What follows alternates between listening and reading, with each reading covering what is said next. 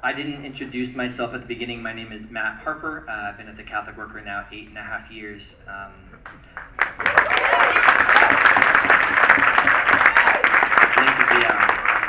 I remember when I showed up, the house was so full that I had to share room with a housemate of ours, Mahareg. And I feel for him because I am a hyper extrovert and he is a hyper introvert. I imagine it was hard for him. But I remember very greatly Jeff taking an hour each week to sit with the two of us to talk about Dorothy Day and Peter Morin and these wild ideals that they had fashioned from the Gospels and brought to life in New York. And he talked about the people who had come through our house and community and walked us through the pictures and artwork on the walls. I remember Jesse Love Lewis jamming Mahareg and I into the truck to go down to the second earliest shift at our soup kitchen to begin setting up, where he taught us how to do the job that he did, knowing that his ability to do it was dwindling and he needed someone to carry on the work. And I remember sitting with Catherine at the dinner table with the mind of a steel trap, with names and dates and people and stories, learning about the complex tapestry of the LA Catholic Worker tradition and all that it was. They put so much time and energy into forming us to be the best Catholic workers that we could be, to know as much of the tradition as we could, and maybe in some way thinking that they might be passing on the torch to future generations, maybe not. But it wasn't until a little chaos came in the form of COVID-19 that we were tested as a community to say, where will we go from what we have been given? Jeff had just recently retired, as you air quoted Jeff, and they both were actually trapped in the hospital because of no one was allowed to come or go, so Jeff stayed with Catherine there, and we were left to figure out, what are we going to do in this moment? Maybe not so dissimilar from experiences people had had in the past. There had been many pandemics of sorts that our community walked with people through, but in some ways maybe a little bit different.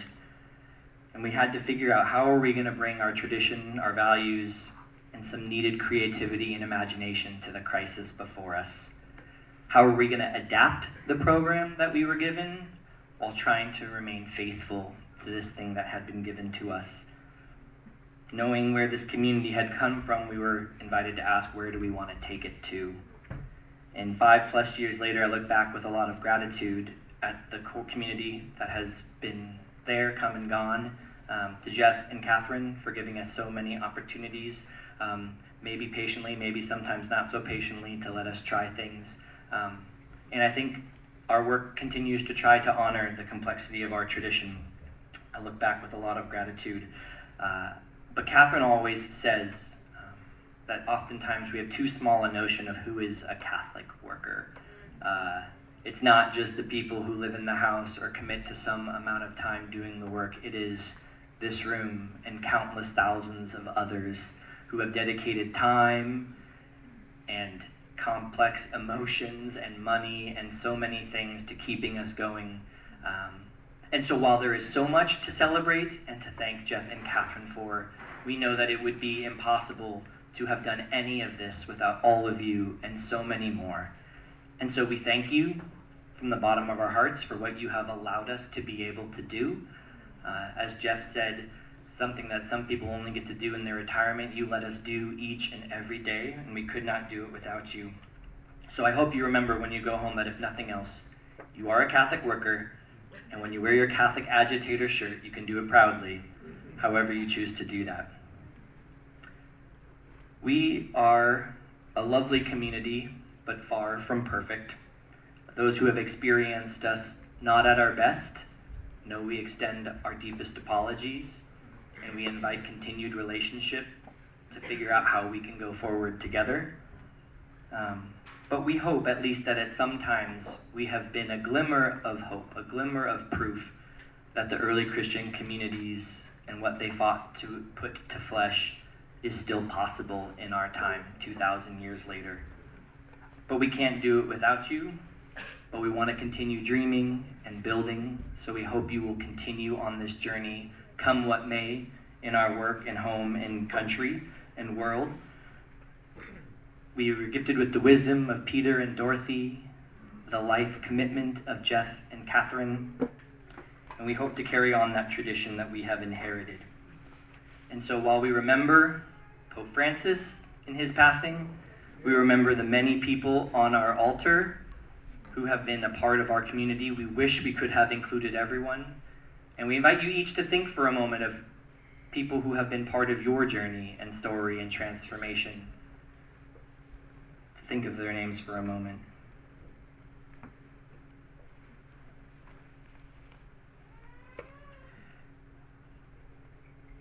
Presente. And so as we try to find ways to build community in these complicated times, we know that celebration is a must, dancing is a must, food is a must, community is the best defense we have against anything in this world. Emma Goldman said, if there's no dancing, this is not my revolution. So make sure when the music comes back on, you do so. But please know I would love to thank just a few people and places and things who made today possible. Thank you to American Martyrs for generously gifting us this, their volunteers, their donations, so many things.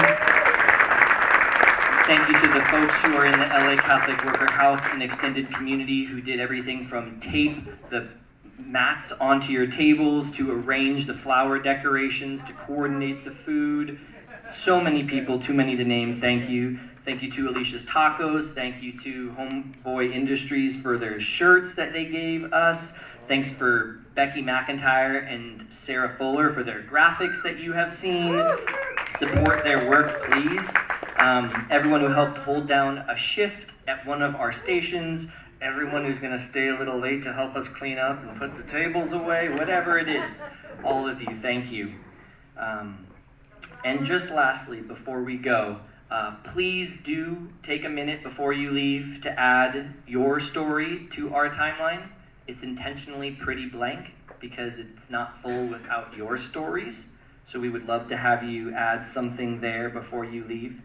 And if you happen to think of folks who are not on our table but would like to leave their name written on a piece of paper there, please write that there so we can celebrate them as well.